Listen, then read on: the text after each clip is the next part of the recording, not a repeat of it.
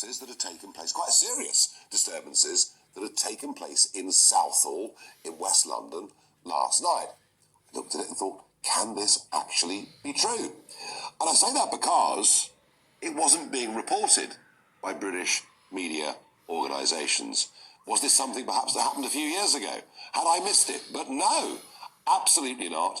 Last night was Eid, where people celebrate the end of the fast of Ramadan. And of course, Southall has always had a very, very high percentage of people who originate from South Asia. Well, I'm afraid it was all true. Have a look at these very disturbing scenes from the streets of London last night.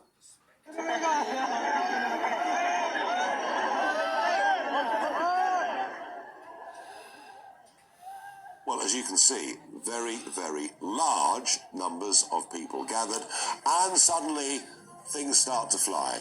Bricks, bottles, pieces of wood.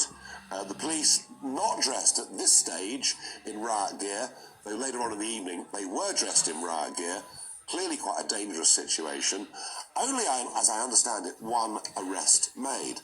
But these pictures do show something about what is going on in our country. The complete breakdown of law and order on London streets. And what's more, cultures, non-British cultures, who just take over our streets on a regular basis.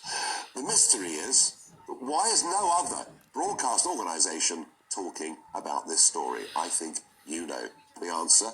We went to Ealing Police and we asked them for a statement, a very lengthy statement, but perhaps the key part of it is, and this comes from Sean Wilson, the Chief Superintendent, as officers attempted to speak to these people about their safety, they were surrounded by a crowd, again, many of whom were not from Southall, before items including bottles were thrown towards them. Well, if they weren't from Southall, whether they come from Richmond or quite where they come from, I simply don't know. I find that statement by the police actually rather difficult to believe.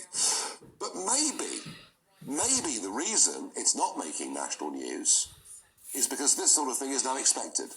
This sort of thing has now become commonplace. Such is the breakdown of law and order. Maybe it's that. I'm not trying to hide the truth from the public.